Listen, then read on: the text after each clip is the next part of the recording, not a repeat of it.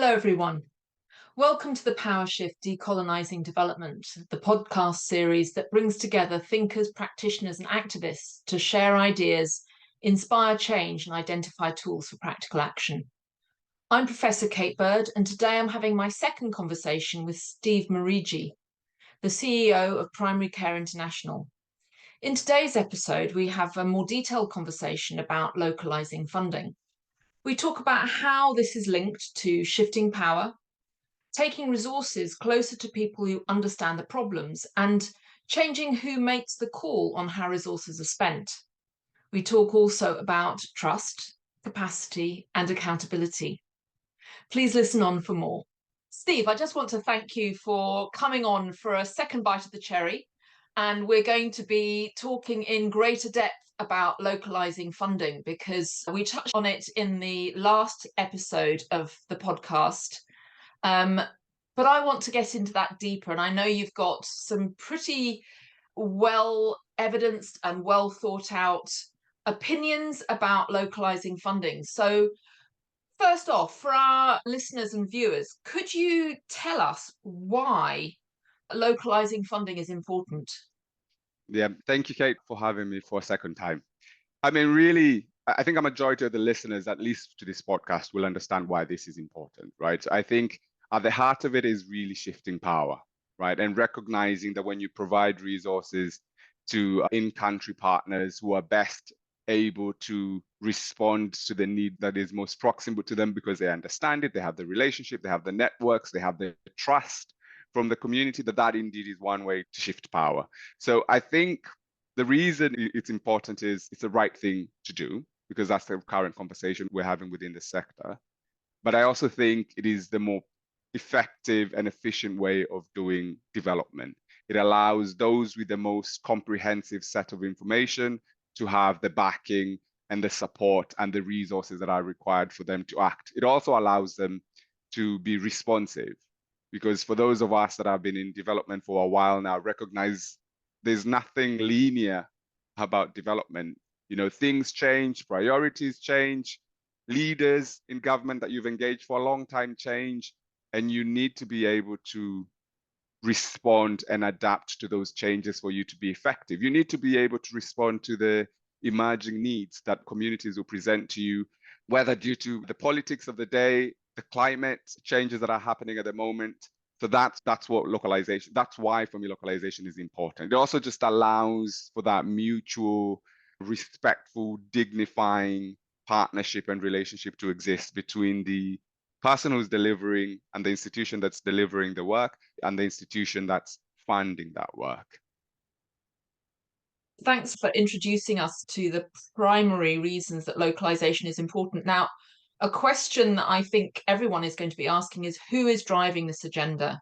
Yeah, I think that's a great question, because I think perhaps that's one of the areas where we're missing the trick, because it does feel that the localization conversation is happening, at least in the last few years, is really being driven by the global north.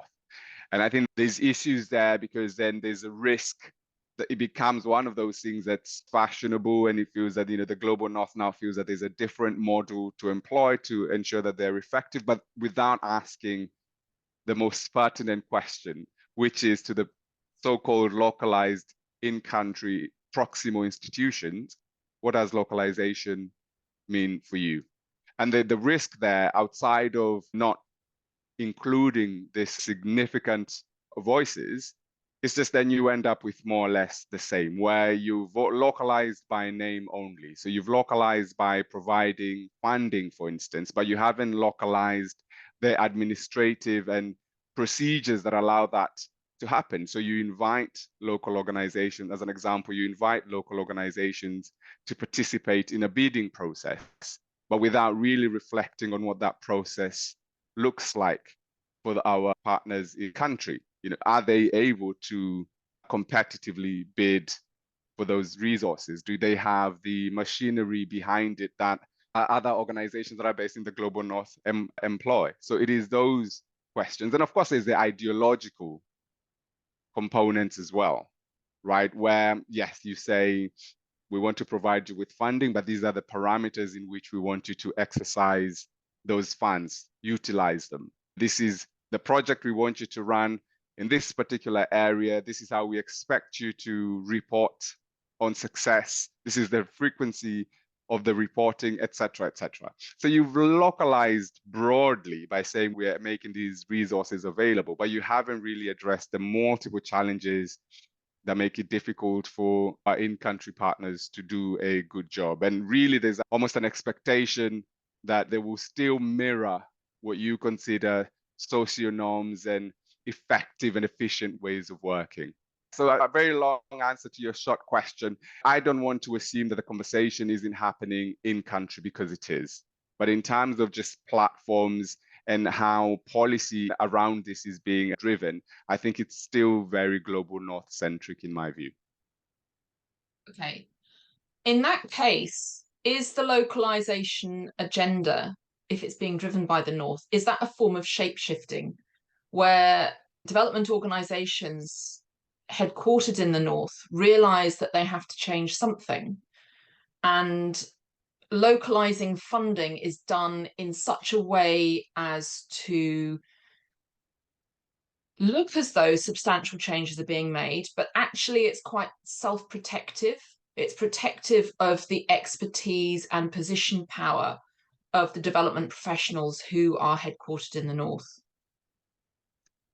Well, I mean, I look at it two ways. So the first one is, I think it's a lack of insight. If I remain the ever optimist, I would imagine that is, we want to do the right thing, but we don't have all of the information to really allow us to make the right call on it. So that would be my initial reflection on it. And then the second one is just the difficulties of transitioning from a previous model to what is currently being proposed. So for instance, if you think about government funding, right? So government funding is coming directly from taxes, et cetera, right? There will be a whole mechanism around how that funding is deployed and how government accounts for that. And there will be questions there. So even with the best intentions, there is a process that needs to happen, whether that's engaging the government and different stakeholders at government level to the wider public. That really drives that understanding and an embrace of what the localization looks like. Again, really informed by also what the in-country partners are saying they need for them to be able to do the job effectively and efficiently. So I think it's trying to respond to an ongoing shift that's happening more widely, but perhaps without asking all the relevant questions, or perhaps without being influenced by all the responses to those questions, because it is complicated in many ways. But we're pleased that the conversation is happening. And this is why we keep agitating and saying, do ensure that whatever policies you're developing, whether it's the structural component, whether it's the administrative component, or whether there's the ideological component that just runs through or the last two, you're engaging the right stakeholders, because that's what localization is. You're being driven by those in context. So it's not just about responding in the moment and tagging your response as localization. Okay, so that's a very optimistic interpretation of what's going on at the moment. And what you're seeing is that it's the first step. There's a lot more that needs to be done, and that requires a bit more listening, perhaps, from professionals in the global north. But progress is taking place. We just need to take it further. And I wonder, in that case, if you can tell us a little bit more about how about localization. So how would an organization that's headquartered in the global north but has branches in the global south localize its funding, and how would that differ to organizations headquartered in the global north who are funding other organizations either through partnerships or through contracts? Yeah, so I think with the first one, and this is probably speaking to some models that I've seen succeed, is allowing your affiliates, if you're an institution that's based in the global north with affiliates in the global south, allowing your partners and your affiliate offices to go for the funding directly, to bid for those resources, supporting that process, truly supporting that process. So it's almost a sense where you're taking a step back and looking at the technical experts and the people delivering the work and saying, what is it that you need for you to be successful in this bidding process so that the resources are coming directly to you? What that means in terms of that relationship is once the bidding is successful, you can have your affiliate office in Kenya, for instance, saying, for your support in this process, this is the admin fee to allow you to continue to be a viable part of the organization and to allow you to support us in the same way for other bids, etc. So it's really it's becoming a bridge to those affiliate offices, but not being in the way, because that also allows for the capacity to be built, if you like, right? Because you're allowing those affiliate offices direct access to your in-country donors. So that would be the first one. I think the second one is slightly more tricky because perhaps there isn't a framework or an agreement that binds the institutions together. So if you have a delivery partner that you're not contractually bound to, it becomes difficult. But I think in the spirit of trying to ensure that this is successful, it's also connecting some of those partners with funding that perhaps you feel that they are probably better placed to succeed in both bringing in, but also in delivering the program and supporting that process as well. But that one is a lot tricky. In the practical sense, that's a lot more difficult. I think what you see is a lot of organizations that have their head office, for instance, in the UK or in the global north, but have affiliate offices, what they call implementing offices, previously known as field offices, and delivery partners. And I think the best way to go about that arrangement is to try and support those offices to access the funding directly. And I think this is also what you're seeing donors asking for. So a lot of donors at the moment, and whether that's private donors or government, they're encouraging those in-country institutions to make the applications. But of course, as we said previously, there is an administrative challenge there. But this is where a global north entity can have the most impact because they understand that process. They understand the administrative process and they can help their affiliate institutions to succeed. I wonder if you could tell us some of the challenges that you've observed around the process of localization of funding. Some of the challenges. Right. So I think it's just the ones we were touching on, right? So I think the first one is a more structural, systemic challenge, is where you're seeing a move by some of the institutions and donors, the move from aid to trade, for instance. It's the politics of the day impacting where the resources are going. So I think that will have a direct implication on the localization agenda, because at that point, really, the government is thinking that there needs to be that mutual benefit. What's in it for us to support a particular intervention program or country. So I think that will have a direct implication on the localization agenda. Some could argue that it makes it easier because then you have institutions that are engaging directly with in-country governments and sort of asking what the needs are and where the priorities lie. Although I think that is, for us in the third sector, that's problematic on multiple levels. The second one is, as we've touched on, administrative.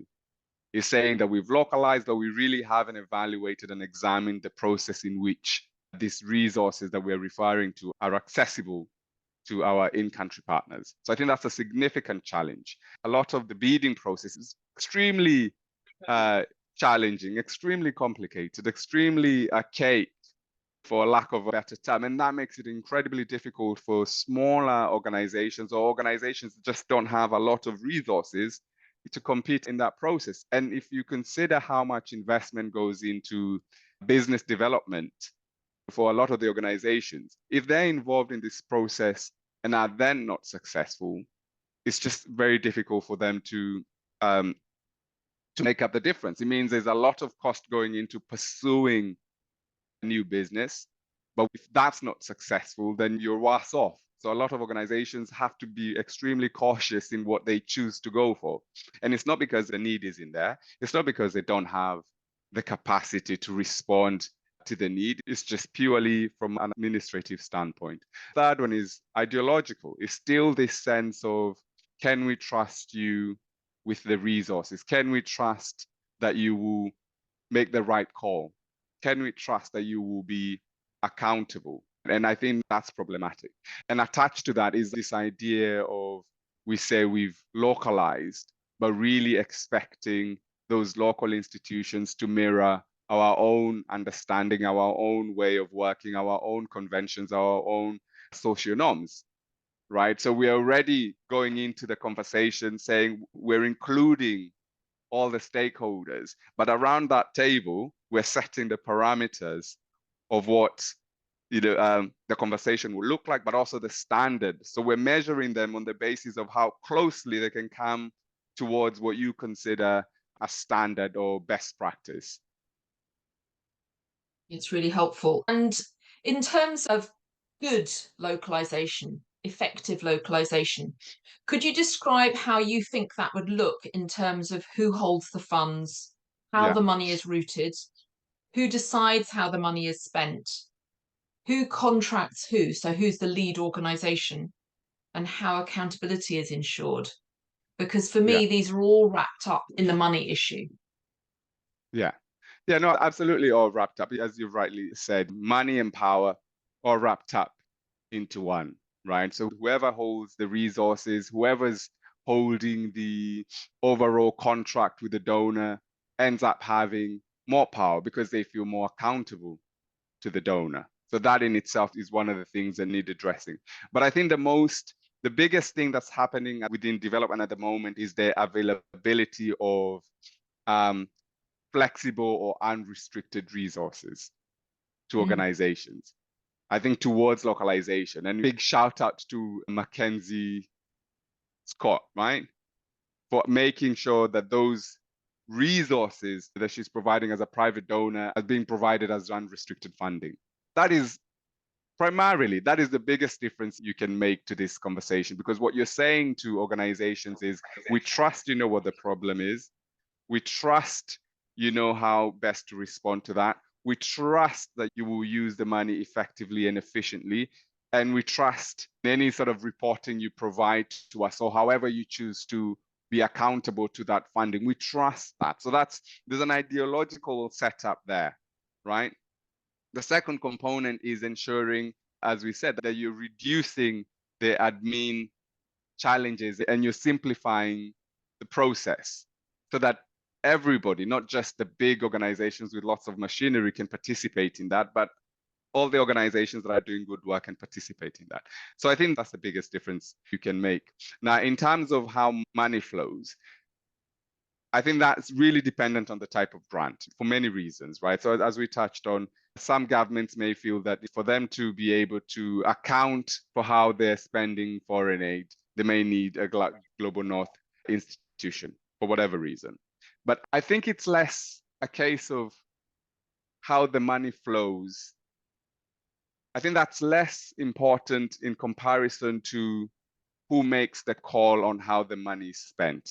I think really that's at the heart of it, is having those proximal to the challenges and those partners in country identifying where, not only where the need is, but how the money is spent, and being open to resourcing that and responding to that request in the way that it's been made. So how the money flows, which affiliates holds the money, I think that is less significant if that is addressed. Okay, thank you. And we've covered quite a lot of ground in terms of the implications of localization. But I wonder if you could just give me a picture of how this impacts on organizations in the global south, and in terms of how they actually go about their work, and how that differs to if they are contracted by an organization in the global north who sets the agenda. So what practical change does localization make? Yes, I think perhaps we've touched on this, but I'll try and cover it. It is extremely difficult to align the expectations of the global north institution with that of the global south, because primarily they're bound by this contract that's held by one entity, right? So you have an office in the UK, as an example, that holds the contract with the donor, but you're not on the ground. So at that point, if you're signing up to that contract, you're already sort of establishing the framework in which the program will run. You're already agreeing to what the milestones will look like, when the reporting will happen, how much will be spent on staff, how much will be spent on personnel, how much will be spent on fueling the cars to go to meetings, etc., etc. So at that point, you're already negotiating your contract. And what tends to happen is that happens outside of the conversations happening with in-country partners. And what I mean by that is ultimately the in-country partner will say, this is what we need. But then you're negotiating and say, well, that will never be acceptable to the donor. We can only give you up until this much percentage for your overhead. There's so many conversations where it's being really led by the person who's not closest to the problem. That becomes the issue, right? And then you're bound by that. So if something happens on the ground and your in-country partners are having to respond, they don't respond until they have a conversation with Kate, right? Say, Kate, we can no longer go to the field because such and such has happened. Then that's information that you then receive, and then you have to have that conversation with your donor and negotiate on behalf of this person who's closest to the problem, right? So what localization does is the team in country is able to respond. They're leading the process. It doesn't mean that they're not informing you or being accountable. It just means that they have the agency and the resources to make those decisions more proactively and more urgently. And I think COVID was a really good indicator of that, where for those organizations that had those unrestricted pots of money, or they had that flexibility because they had stronger relationships with the donors, it just allowed them to be extremely responsive to the crisis. Yeah, listening to you, I can immediately see a couple of issues that kind of come up in my mind. And one is about transparency, and one is about capacity. So you've already talked about capacity, the capacity of some Southern organisations to bid for money, and they may choose not to bid for particular money because the costs of bidding is very high. And if they don't get that particular pot of funds, that will affect their capacity to bid for subsequent pieces of work. So, I mean, capacity can be about money in the bank to fund unsuccessful bids. It can also be around human resources. It can be around administrative and financial management structures. So one of the issues around localization, I think, is around the capacity issue. Another one is around transparency and how routing money through organizations in the global north may be around anxiety, trust. You've talked about trust quite a lot. And it can also be around information asymmetries. So it can be that the donor organization actually knows very little about the implementing organization in the global south. And so they need an intermediary, or they feel they need an intermediary organization that kind of absorbs the risk, if you like. But there's transparency issues, I think, in other respects. And that is, for example, to do with the costs of northern organizations.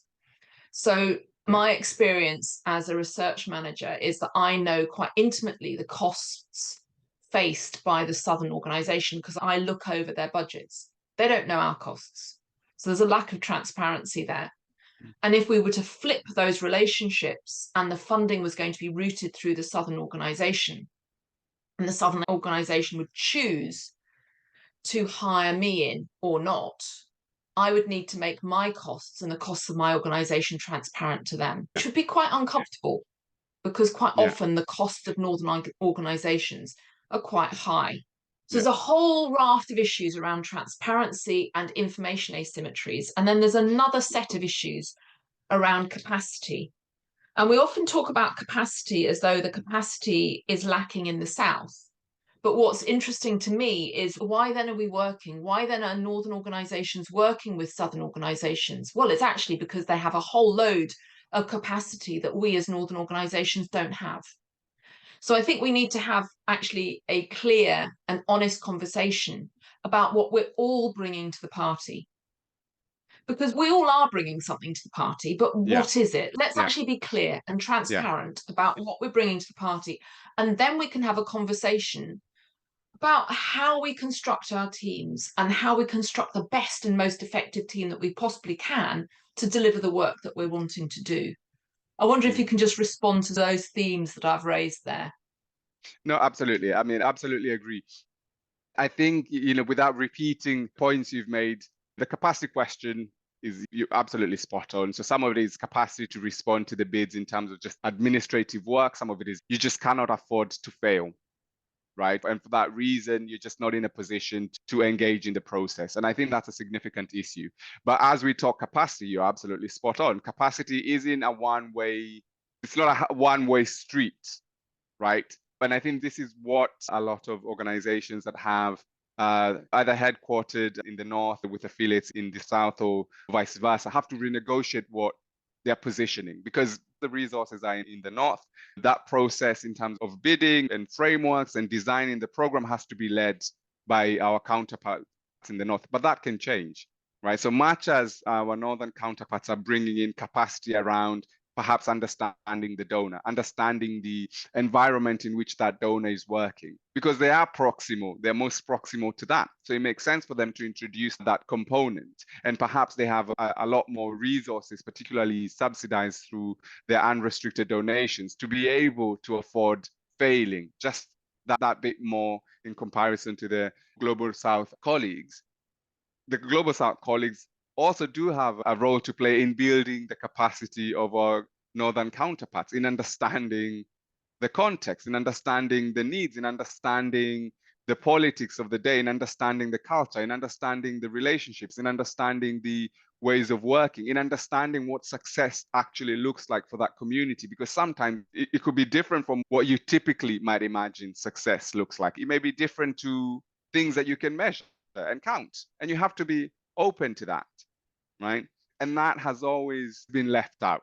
So for instance, what we do at Primary Care International, when we talk about learning, and this is just an example, is this idea around multi-directional learning. Because as you're providing learning, you too are gathering insight that will inform how you think about the next problem and how you address the next problem. And it's what localization is about. We're talking about funding, but it's very similar.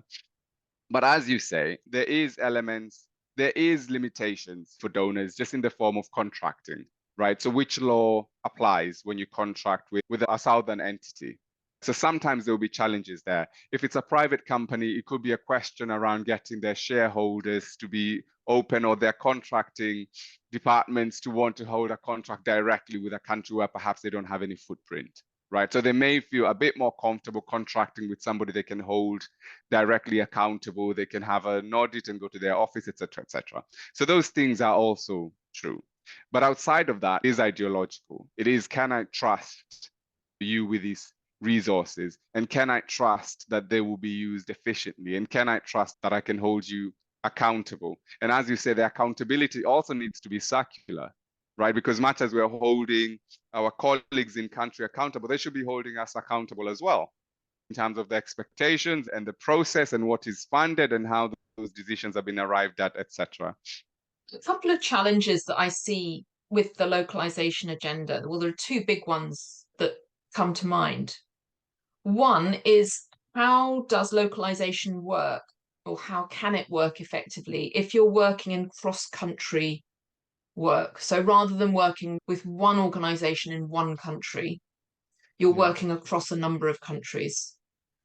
Can it work, or is that an example where having a single organization that the money is routed through, coordinating a project or a program, where that actually makes sense? And it doesn't necessarily mean it has to be an organization that's headquartered in the global north. It could be headquartered in the global south. And then you have south-south collaborations. That's one question. And the next question, I think, is the real clincher. How do we persuade the donors to go for localization in a practical sense? Because if the major donors don't accept the process of localization, it's not going to happen. And some of that, as you mentioned, is to do with contracting and anxiety about audit trails and so on, and the practical thing about auditing organizations. But I think there's something in there as well about information asymmetry and risk, a perception of risk.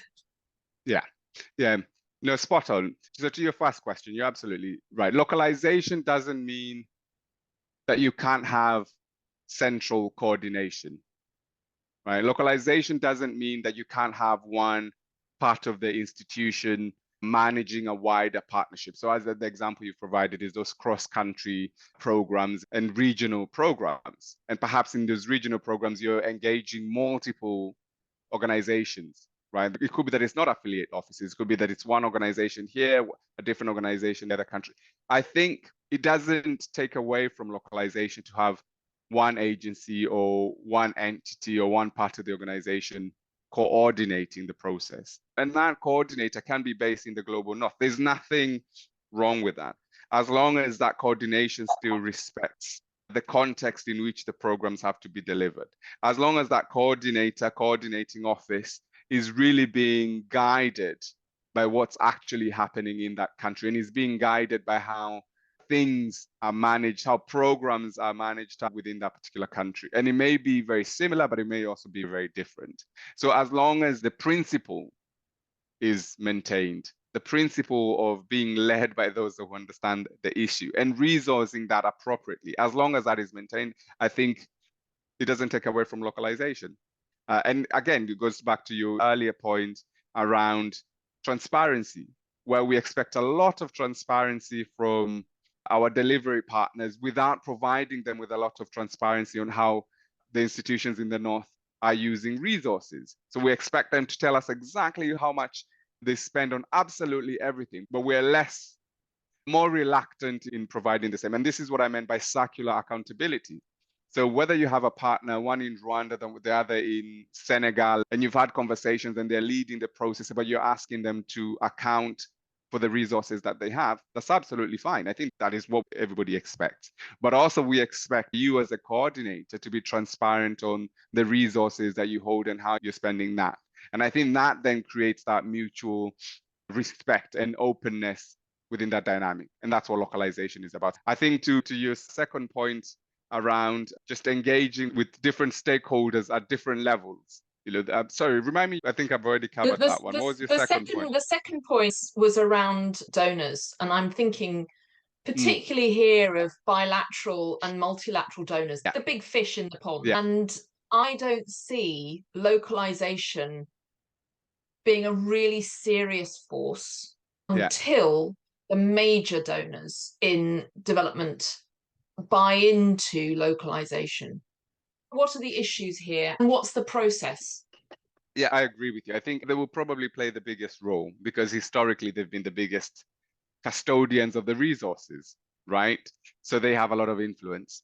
But I do think it's changing. So for instance, if you look at the US government at the moment, right, there is that commitment to avail resources to in-country partners more directly. I think there's a commitment there.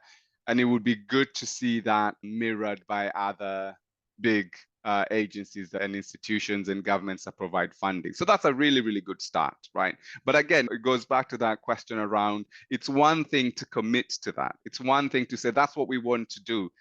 50, 60, 70% of all our foreign aid will go directly to institutions that are based in the global south. Great. But how are you making those resources accessible to those in-country partners that you want to support? That's a significant part of the problem, right? And I think perhaps those big donors that you're referring to just haven't arrived at being able to do that. And again, a lot of it will be perception of risk.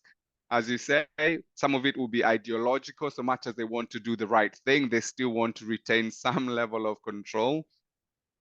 But yeah, I agree with you. I think that's going to be a significant challenge in the long term. But the answer is the openness to the trust question outside of the legal frameworks that why we're touching on auditing, etc., money trail.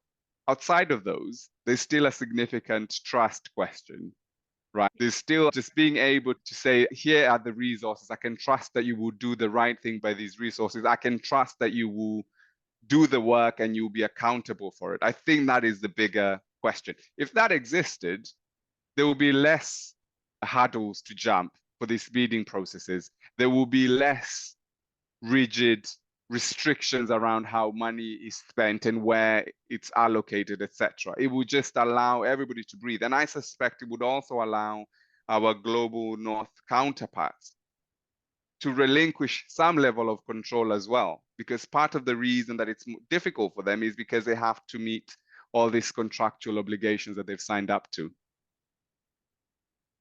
Yeah, I think it would be very liberating. And I think what we would probably see, as you've alluded to already in this conversation, is greater effectiveness, because people and organizations would be bringing into the development process their best skills. They wouldn't be hampered by administrative limitations and so on. With the major international donors, it's a bit like shifting a juggernaut. The juggernaut turns very, very slowly. And I think part of that is that they have a whole load of pro forma admin requirements that are required to set up a project, to fund a project, to close a project down.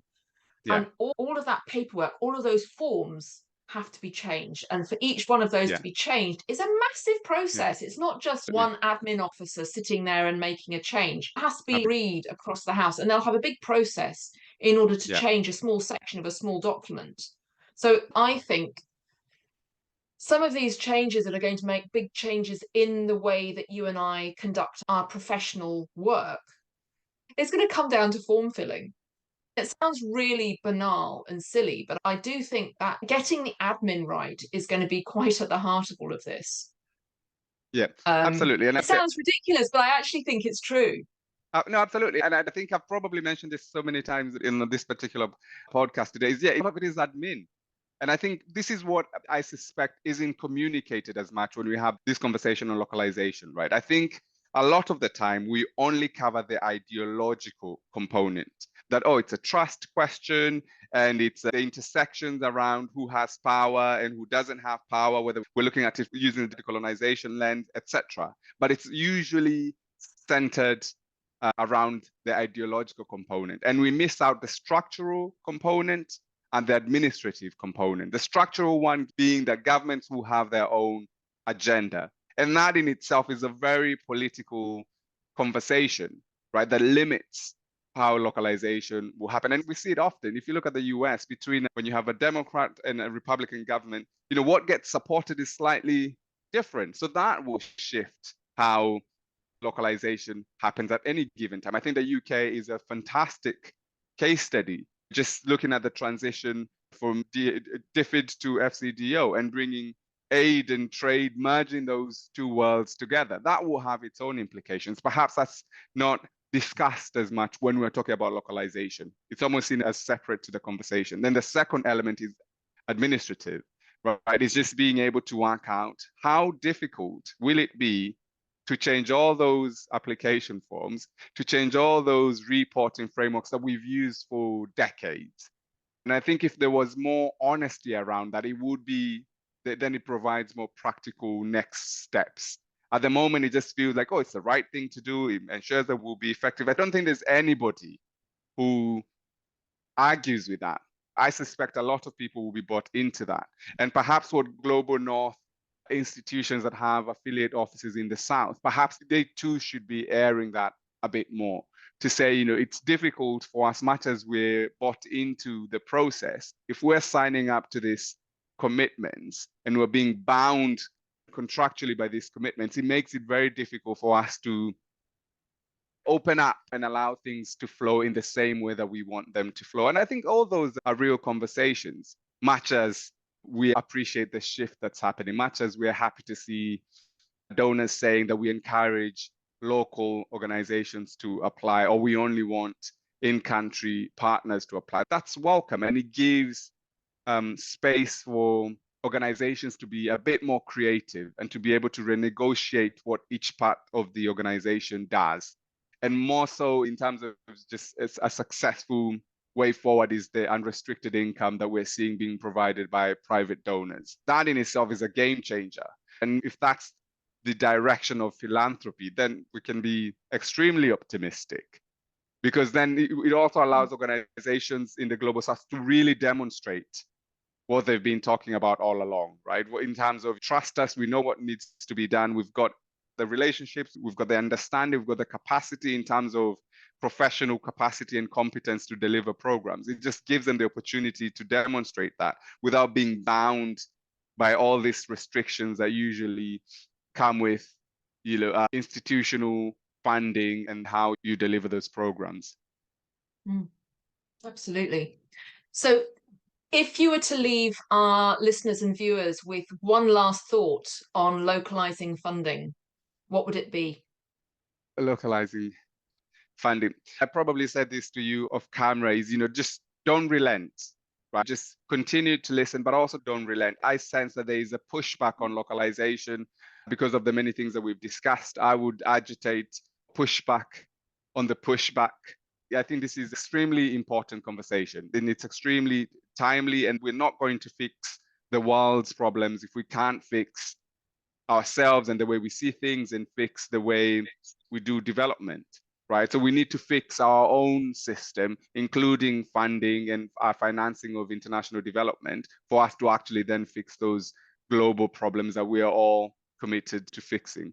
And if outside of all of that, we're the good guys, whether those bringing in the resources and those doing the work. So we can agree that we want to be as effective and efficient as possible, but also recognizing the different layers that will make that possible. And just making a start. You can't Yeah. get to where you want to get to if you don't make a start. So thanks, Steve, for joining me for this second bite of the cherry, thinking through the localization of funding. It's been really helpful to hear your thoughts on this issue. And I'm looking forward to the discussion that we will have going forwards, because I don't think we're done yet. I imagine that you and I are going to keep having a conversation over the next months and years. So thanks very much. Asante sana.